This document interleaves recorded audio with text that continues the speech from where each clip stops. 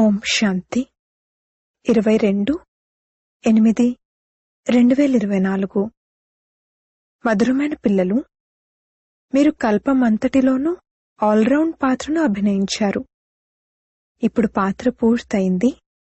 ఇక ఇంటికి వెళ్ళాలి.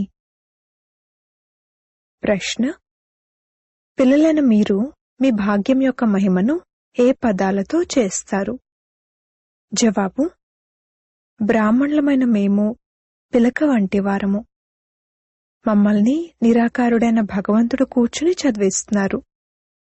ప్రపంచంలో మనుషులను చదివిస్తారు, కాని మమ్మల్ని స్వయంగా భగవంతుడు చదివిస్తున్నారు. కావున ఎంత భాగ్యశాలి అయినట్లు. రెండవ ప్రశ్న: ఈ డ్రామాలో అందరికన్నా పెద్ద పొజిషన్ ఎవరిది? జవాబు: నిరాకారుడైన తండ్రిది. వారు ఆత్మలైన మీ అందరి తండ్రి. ఆత్మలన్నీ డ్రామా సూత్రంలో బంధింపబడి ఉన్నాయి. అందరికన్నా పెద్ద పొజిషన్ తండ్రిది. ఓం శాంతి. ఆత్మిక పిల్లలను ఆత్మిక తండ్రి అడుగుతున్నారు, మధురాతి మధురమైన పిల్లలు, మన ఇల్లైన శాంతిధామం గుర్తుందా? మర్చిపోలేదు కదా? ఇప్పుడు 84 జన్మల చక్రం పూర్తయింది. అది ఎలా పూర్తయింది అనేది కూడా మీరు అర్థం చేసుకున్నారు. సత్యుగం నుండి మొదలుకుని కలియుగాంతం వరకు ఇంకెవ్వరూ ఇలా అడగలేరు. మధురాతి మధురమైన ప్రియమైన పిల్లలను బాబా అడుగుతున్నారు, ఇప్పుడిక ఇంటికి వెళ్ళాలి కదా? ఇంటికి వెళ్ళి మళ్లీ సుఖధామంలోకి రావాలి. ఇది సుఖధామమైతే కాదు, ఇది పాత ప్రపంచము, దుఃఖధామము. అవి శాంతిధామము, సుఖధామము. ఇప్పుడే దుఃఖం నుండి విముక్తులై ముక్తిధామంలోకి వెళ్ళాలి. ముక్తిధామం లేక శాంతిధామం ఎదురుగా నిలబడినట్లుగా ఉంది. అది ఇల్లు. మళ్లీ మీరు కొత్త విశ్వంలోకి వస్తారు. అక్కడ పవిత్రత, సుఖశాంతులు కూడా ఉంటాయి. ఇదైతే అర్థం చేసుకున్నారు కదా? ఇదే గానం కూడా చేస్తూ ఉంటారు. తండ్రిని కూడా పిలుస్తారు, ఓ పతిత పావన, ఈ పతిత ప్రపంచం నుండి మమ్మల్ని తీసుకువెళ్ళండి. ఇందులో చాలా దుఃఖాలున్నాయి, మమ్మల్ని సుఖంలోకి తీసుకువెళ్ళండి అని. ఇది స్మృతిలోకి వస్తుంది. స్వర్గాన్నైతే అందరూ తలుచుకుంటారు. శరీరాన్ని వదిలితే స్వర్గస్థులయ్యారు, లెఫ్ట్ ఫర్ హెవెన్లీ అబోర్డ్ అనంటారు. ఎవరు వెళ్లారు? ఆత్మ. శరీరమైతే వెళ్లదు, ఆత్మే వెళ్తుంది. ఇప్పుడు పిల్లలైన మీకే శాంతిధామం, సుఖధామముల గురించి తెలుసు. ఇంకెవరికీ తెలియదు. పిల్లలైన మీ బుద్ధిలో శాంతిధామం ఏమిటి మరియు సుఖధామం ఏమిటి అనే జ్ఞానం ఉంది. మీరు సుఖధామంలో ఉండేవారు, ఇప్పుడు మళ్లీ దుఃఖధామంలోకి వచ్చారు. క్షణాలు, నిమిషాలు, గంటలు, రోజులు, సంవత్సరాలు గతించిపోయాయి. ఇప్పుడు 5000 సంవత్సరాలలో ఇంకా కొద్ది రోజులు మాత్రమే మిగిలి ఉంటాయి. తండ్రి పిల్లలకు స్మృతిని కలిగిస్తూ ఉంటారు. ఇది చాలా సహజమైన విషయము. ఇందులో తికమక పడే అవసరమే లేదు. ఆత్మ 84 జన్మలను ఎలా తీసుకుంటుంది? ఇది కూడా ఎవరికీ తెలియదు. లక్షల సంవత్సరాల విషయమైతే ఎవరికైనా గుర్తుండడం కూడా కష్టమే. ఇది కేవలం 5000 సంవత్సరాల విషయమే. వ్యాపారస్తులు కూడా స్వస్తికాన్ని తమ ఖాతా పుస్తకాలపై దిద్దుతారు. దానిని గణేష్ అని అంటారు. గణేష్కు ఏనుగు తొండం చూపిస్తారు. మనుషులు ధనం ఖర్చు పెడతారు, చిత్రాలు మొదలైన వాటిని తయారు చేస్తారు. దానిని సమయాన్ని వ్యర్థం చేసుకోవడం అని అంటారు. మీలో ఎంతటి శక్తి ఉండేది, అది రోజురోజుకు తగ్గిపోతూ వచ్చింది. ఏ విధంగా మోటార్ నుండి పెట్రోల్ తగ్గుతూ ఉంటుంది కదా? ఇప్పుడైతే మీరు చాలా బలహీనంగా అయిపోయారు. 5000 సంవత్సరాల క్రితం భారత్ ఎలా ఉండేది? అపారమైన సుఖాలుండేవి. ఎంత గొప్ప ధనం ఉండేది. ఈ రాజ్యాన్ని వారు ఎలా పొందారు? రాజయోగాన్ని నేర్చుకున్నారు. ఇందులో యుద్ధం మొదలైన వాటి విషయమేమీ లేదు. వీటిని జ్ఞానపు అస్త్రశస్త్రాలు అని అంటారు. అంతేకాని స్థూలమైన వస్తువులేమీ లేవు. ఇవి జ్ఞానపు అస్త్రశస్త్రాలు. జ్ఞానము, విజ్ఞానము. స్మృతి మరియు జ్ఞానం యొక్క ఎంత అద్భుతమైన అస్త్రశస్త్రాలున్నాయి. మొత్తం విశ్వం అంతటిపై మీరు రాజ్యం చేస్తారు. దేవతలను అహింసకులు అని అంటారు. ఇప్పుడు పిల్లలైన మీకు మనుషుల నుండి దేవతలుగా అయ్యే శిక్షణ లభిస్తుంది. మేము ప్రతి 5000 సంవత్సరాల తర్వాత అనంతమైన తండ్రి నుండి ఈ అనంతమైన వారసత్వాన్ని తీసుకుంటున్నామని మీకు తెలుసు. ఇది ఆత్మకు సంబంధించిన విషయము. ఇందులో స్థూలమైన యుద్ధం మొదలైన వాటి విషయమేదీ లేదు. ఆత్మ పతితంగా అయింది కావున తాను పావనంగా అయ్యేందుకు తండ్రిని పిలుస్తుంది. ఇప్పుడు తండ్రి అంటారు, మధురాతి మధురమైన పిల్లలు, ఇప్పుడైతే ఇంటికి వెళ్ళాలి. ఇది జీవాత్మల ప్రపంచము, అది ఆత్మల ప్రపంచము. దానిని జీవాత్మల ప్రపంచమని అనరు. మనం దూరదేశ నివాసులము అన్నది గడియ గడియ స్మృతిలోకి తీసుకురావాలి. ఆత్మలైన మన ఇల్లు బ్రహ్మాండము. ఇది కూడా బుద్ధిలో ఉండాలి. మనం అక్కడుంటాము. ఈ ఆకాశతత్వానికి దూరంగా సూర్యచంద్రాదులు కూడా ఉండని ఆ స్థానం యొక్క నివాసులము మనము. ఇక్కడకు పాత్రను అభినయించేందుకు వచ్చాము. 84 జన్మల పాత్రను అభినయిస్తారు. అందరూ అయితే 84 జన్మలను తీసుకోలేరు. మెల్లమెల్లగా పైనుండి దిగుతూ వస్తారు. మనం ఆల్రౌండర్. అన్ని పనులను చేసేవారిని ఆల్రౌండర్ అని అంటారు. మీరు కూడా ఆల్రౌండర్లే. ఆది నుండి అంతిమం వరకు మీ పాత్ర ఉంది. ఇప్పుడిది ఈ చక్రం యొక్క అంతిమము. అయినా కూడా పైనుండి వస్తూ ఉంటారు. చాలామంది పిల్లలు ఇంకా మిగిలి ఉన్నారు. వారు పైనుండి వస్తూ ఉంటారు, వృద్ధి చెందుతూ ఉంటారు. తండ్రి పిల్లలైన మీకు హంసో అన్న పదం యొక్క అర్థాన్ని కూడా అర్థం చేయించారు. వారైతే ఆత్మైన మనమే పరమాత్మ అని అంటారు. వారికి డ్రామా యొక్క ఆది మధ్యాంతాల గురించి, దాని కాలపరిమితి మొదలైన వాటి గురించి ఏమీ తెలీదు. ఈ శరీరంలో మీరిప్పుడు బ్రాహ్మణులుగా ఉన్నారని మీకు తండ్రి అర్థం చేయించారు. ప్రజాపిత బ్రహ్మ ద్వారా శివబాబా మిమ్మల్ని దత్తత తీసుకున్నారు, చదివిస్తారు. ఇది గుర్తుండాలి కదా. తండ్రి మనల్ని చదివిస్తున్నారు. వారు ఉన్నతోన్నతమైన భగవంతుడు. ఆత్మలందరూ ఈ డ్రామా యొక్క దారంలో కూర్చోబడి ఉన్నారు. ఇప్పుడు మీకు తెలుసు, మేం ప్రారంభంలో దేవతలుగా ఉండేవారము. మళ్లీ మేమే క్షత్రియ ధర్మంలోకి వచ్చాము, అనగా సూర్యవంశీయుల నుండి చంద్రవంశీయుల్లోకి వచ్చాము. ఎన్ని జన్మలు తీసుకున్నాము అని. ఇవన్నీ తెలిసుండాలి. ఈ జ్ఞానం ఇంతకుముందు మీలో అసలు ఏమాత్రమూ ఉండేది కాదు. ఇప్పుడు తండ్రి అర్థం చేయించారు. ఇది వర్ణాల పిల్లి మొగ్గలాట. ఇప్పుడు మళ్లీ శూద్రుల నుండి బ్రాహ్మణులుగా అయ్యారు. బ్రాహ్మణుల నుండి మళ్లీ దేవతలుగా అవుతారు. విరాట రూపాన్ని చూపిస్తారు కదా.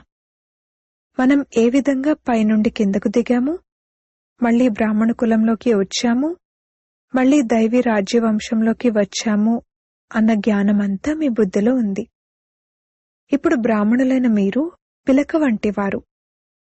పిలక అన్నింటికన్నా పైన ఉంటుంది. మీ అంతటి ఉన్నతమైన కులం వారిగా ఎవరు పిలువబడతారు? భగవంతుడైన తండ్రి వచ్చి మిమ్మల్ని చదివిస్తున్నారు. మీరు ఎంతటి భాగ్యశాలులు. మీ భాగ్యాన్ని ఎంతో కొంత మహిమ చేయండి. బయటైతే అంతా మనుషులు చదివిస్తారు. వీరైతే నిరాకారుడైన తండ్రి. ఈ తండ్రి కల్పకల్పము ఒకేసారి వచ్చి జ్ఞానాన్ని ఇస్తారు. చదువునైతే ప్రతి ఒక్కరూ చదువుతారు కదా. బ్యారిస్టర్ జ్ఞానాన్ని చదువుకుని బ్యారిస్టర్ అవుతారు. అక్కడంతా మనుషులను చదివిస్తూ వస్తారు. ఇప్పుడిది భగవాను వాచ. మనుషులనైతే ఎప్పుడూ భగవంతుడు అని అనలేరు. వారు నిరాకారుడు. వారిక్కడికొచ్చి పిల్లలైన మిమ్మల్ని చదివిస్తారు. చదువును సూక్ష్మవతనంలోనూ అలాగే మూలవతనంలోనూ చదవాల్సి ఉండదు. చదువు ఇక్కడే ఉంటుంది. ఇందులో తికమకపడే విషయమేదీ లేదు. స్కూల్లో విద్యార్థులెప్పుడైనా మేం తికమక పడుతున్నాము, మాకు నిశ్చయం కలగడం లేదు అని అంటారా? వారు తమ చదువును చదువుకుని పదవిని పొందుతారు. ఈ లక్ష్మీనారాయణలు సత్యుగ ఆదిలో విశ్వాధిపతులుగా ఎలా అయ్యారు? తప్పకుండా తండ్రి ద్వారానే అయ్యారు. తండ్రి అయితే అంతా సత్యాన్నే వినిపిస్తారు. భగవంతుడేమైనా తప్పు చెప్తారా? ఇది చాలా పెద్ద పరీక్ష. ఈ సమయంలో ఉన్నది ప్రజలపై ప్రజల రాజ్యము. రాజు రాణులు లేరు. వారు సత్యుగంలో ఉండేవారు. ఇప్పుడు కలియుగాంతంలో లేరు. దీనిని పంచాయతీ రాజ్యం అని అంటారు. గీతలో కౌరవులు మరియు పాండవులు అని రాశారు. ఆత్మిక పండాలైతే మీరే కదా. అందరికీ ఆత్మిక ఇల్లు యొక్క దారిని తెలియజేస్తారు. అది ఆత్మలైన మీ ఆత్మిక ఇల్లు. ఆత్మ జన్మ తీసుకుని పాత్రను అభినయిస్తుంది. ఈ విషయాల గురించి మీకు తప్ప ఇంకెవరికీ తెలియదు. ఋషులు మునులు మొదలైన వారెవరికి రచయిత మరియు రచన యొక్క ఆది మధ్యాంతాల గురించి తెలియదు. లక్షల సంవత్సరాలు అని అనేస్తారు, కానీ దానికి సంబంధించిన పూర్తి లెక్క కూడా లేదు. ఆ లెక్కలో సగం సగం కూడా ఉండదు. పూర్తిగా సగం సుఖధామము, ఆ తర్వాత పూర్తిగా సగం దుఃఖధామము. ఇది వికారీ పతిత ప్రపంచము మరియు అది నిర్వికారీ ప్రపంచము. తండ్రి ఎంత ఉన్నతోన్నతమైన వారు, కాని వారు ఎంత సాధారణంగా ఉన్నారు. ఎవరైనా గొప్ప వ్యక్తులు, ఆఫీసర్లు మొదలైన వారిని కలిసినప్పుడు వారికి ఎంత గౌరవాన్ని ఇస్తారు. పతిత ప్రపంచంలో పతిత మనుషులు పతితుల్నే చూస్తారు. పావనులు గుప్తంగా ఉన్నారు. బయట నుండేం కనిపించదు. తండ్రిని నాలెడ్జ్ఫుల్, బ్లిస్ఫుల్ అని అంటారు. అన్ని విషయాలు తండ్రిలో ఫుల్గా ఉన్నాయి. అందుకే వారిని జ్ఞానసాగరుడు అని అంటారు. ప్రతి మనిషి పొజిషన్ యొక్క మహిమ వేరువేరుగా ఉంటుంది. మంత్రిని మంత్రి అని, ప్రధానమంత్రిని ప్రధానమంత్రి అని అంటారు. వీరు ఉన్నతోన్నతమైన భగవంతుడు. అందరికన్నా పెద్ద పొజిషన్ నిరాకారుడైన తండ్రిది. వారికి మనమందరము పిల్లలము. అక్కడ మనమందరము తండ్రితో పాటు పరంధామంలో ఉంటాము. అది ఇల్లు. ఇక్కడ ప్రతి ఒక్కరికి తమ తమ పాత్ర లభించి ఉంది. కొందరు ఒక్క జన్మ పాత్రను అభినయించి కూడా తిరిగి వెళ్లిపోతారు. తండ్రి అర్థం చేయిస్తారు. ఇది మనుష్య సృష్టి యొక్క వెరైటీ వృక్షము. ఒకరి రూపురేఖలు ఇంకొకరివితో కలవవు. ఆత్మలైతే ఒకేలా ఉంటాయి. ఇకపోతే శరీరాలు ఒకదానితో ఒకటి కలవవు. నాటకాలను కూడా చూపిస్తారు. అందులో ఒకే ముఖ కవళికలు కలవారిని ఇద్దరిని తయారు చేస్తారు. అది చూసి తికమకపడతారు. నా పతి ఇతడా లేక అతడా అని. ఇది అనంతమైన నాటకము. ఇందులో ఏ ఇద్దరూ ఒకేలా ఉండరు. ప్రతి ఒక్కరి రూపురేఖలు వేరువేరు. ఆయుష్ ఒకే విధంగా ఉన్నా కాని రూపురేఖలు ఒకే విధంగా ఉండవు. ప్రతి జన్మలోనూ రూపురేఖలు మారిపోతూ ఉంటాయి. ఇది ఎంత పెద్ద అనంతమైన నాటకము. కావున దీన్ని తెలుసుకోవాలి కదా. మొత్తం సృష్టి యొక్క ఆది మధ్యాంతాల జ్ఞానం మీ బుద్ధిలో ఉంది. ప్రతి ఒక్కరికి డ్రామాలో ఏ పాత్ర అయితే ఉందో దానినే అభినయిస్తారు. డ్రామాలో ఎవరి స్థానాన్ని ఎవరూ రీప్లేస్ చేయలేరు. ఇది అనంతమైన డ్రామా కదా. ఇందులో జన్మలు తీసుకుంటూ ఉంటారు. అందరి రూపురేఖలు వేరువేరు. ఎన్ని వెరైటీ రూపురేఖలున్నాయి. ఈ జ్ఞానమంతా బుద్ధి ద్వారా అర్థం చేసుకోవాల్సింది. ఇందులో పుస్తకాలు మొదలైనవేవీ లేవు. గీతా భగవానుడు తన చేతిలో గీతం తీసుకుని వస్తారా ఏమిటి? వారు జ్ఞానసాగరుడు. వారేమైనా పుస్తకాన్ని తీసుకొచ్చారా? పుస్తకాలైతే భక్తి మార్గంలో తయారవుతాయి. కావున ఇదంతా డ్రామాలో రచింపబడి ఉంది. ఒక క్షణం ఇంకొక క్షణంతో కలవదు. పిల్లలైన మీకైతే అంతా అర్థం చేయించారు. చక్రం పూర్తయి మళ్లీ కొత్తగా ప్రారంభమవుతుంది. ఇప్పుడు మీరు చదువుతున్నారు. మీరు తండ్రిని కూడా తెలుసుకున్నారు, రచనను కూడా తెలుసుకున్నారు. మూలవతనం నుండి ఇక్కడకు పాత్రను అభినయించడానికి వస్తారు. ఈ స్టేజ్ ఎంత పెద్దది. దీనిని ఎవరూ కొలవలేరు. దీని అంతాన్ని ఎవరూ చేరుకోలేరు. సాగరం మరియు ఆకాశం యొక్క అంతాన్ని ఎవరూ కొలవలేరు. అందుకే అంతము లేనిది అని మహిమ చేయబడుతుంది. ఇంతకుముందు ఇంతగా ప్రయత్నించేవారు కాదు, ఇప్పుడు ప్రయత్నిస్తున్నారు. సైన్స్ కూడా ఇప్పుడుంది, మళ్ళీ ఎప్పుడు ప్రారంభమవుతుంది? వారి పాత్ర వచ్చినప్పుడు ప్రారంభమవుతుంది. ఇన్ని విషయాలన్నీ శాస్త్రాల్లో ఏమైనా ఉన్నాయా? వినిపించేవారికి బదులుగా వినేవారి పేరును రాసేశారు. ఇది నల్లని ఆత్మ, అది తెల్లని ఆత్మ. నల్లని ఆత్మ వీరి ద్వారా విని తెల్లగా అయింది. జ్ఞానంతో ఎంతటి ఉన్నతమైన పదవి లభిస్తుంది. ఇది గీతా పాఠశాల. ఇక్కడెవరు చదివిస్తారు? భగవంతుడు అమరపురి కొరకు రాజయోగాన్ని నేర్పిస్తారు. అందుకే దీనిని అమర కథ అని కూడా అంటారు. తప్పకుండా సంగం యుగంలోనే వినిపించి ఉంటారు. ఎవరైతే కల్పపూర్వం చదువుకున్నారో వారే మళ్లీ వచ్చి చదువుకుంటారు మరియు నంబర్ వారుగా పదవిని పొందుతారు. మీరిక్కడకు ఎన్నిసార్లు వచ్చారు? లెక్కలేనన్నిసార్లు. ఈ నాటకం ఎప్పుడు ప్రారంభమైంది అని ఎవరైనా అడిగితే అది అనాదిగా నడుస్తూ వస్తుంది అని మీరు చెప్తారు. దీనిని ఎవరూ లెక్కించలేరు. అసలు ఈ విషయాన్ని అడిగే ఆలోచన కూడా రాదు. శాస్త్రాలలో ఉన్నవన్నీ భక్తి మార్గపు కథలు, వాటిని చదువుతూ ఉంటారు. ఇక్కడైతే అనేక భాషలున్నాయి, సత్యుగంలో అనేక భాషలు మొదలైనవి ఉండవు. ఒకే ధర్మం, ఒకే భాష, ఒకే రాజ్యం యొక్క స్థాపనను మీరు చేస్తున్నారు. వారైతే శాంతిని స్థాపించేందుకు సలహాని ఇచ్చేవారికి ప్రైజ్లిస్తూ ఉంటారు. శివబాబా మీకు మొత్తం విశ్వంలో శాంతిని స్థాపించేందుకు సలహాని ఇస్తారు. వారికి మీరే ప్రైజ్నిస్తారు? వారు స్వయమే మీకు ప్రైజ్ ఇస్తారు. వారు తీసుకోరు. ఇవి అర్థం చేసుకోవాల్సిన విషయాలు. వీరి రాజ్యం ఉండేది అన్నది నిన్నటి విషయమే. ఇప్పుడైతే ఉండేందుకు స్థానం లేదు. అక్కడైతే 2-3 అంతస్తులు నిర్మించాల్సిన అవసరం కూడా ఉండదు. చెక్క మొదలైన వాటి అవసరం ఉండదు. అక్కడైతే బంగారం, వెండి యొక్క ఇళ్లు ఉంటాయి. సైన్స్ వేగముతో వెంటనే ఇళ్లు తయారవుతాయి. ఇక్కడైతే సైన్స్ వలన సుఖము ఉంది, దుఃఖము ఉంది. దీని ద్వారా మొత్తం ప్రపంచమంతా అంతమైపోతుంది. దీనిని ఫాల్ ఆఫ్ పాంపియా, ఆడంబరాలు తగ్గిపోవటం అనంటారు. మాయ షో ఎంతగా ఉంది. షావుకార్ల కొరకైతే ఇక్కడే స్వర్గం ఉన్నట్లుగా ఉంది. అందుకే వారు మీ మాటను కూడా వినరు. ఇంతకుముందు మీకు కూడా తెలిసేది కాదు. ఇక్కడైతే తండ్రి వచ్చి డైరెక్ట్గా మిమ్మల్ని చదివిస్తారు.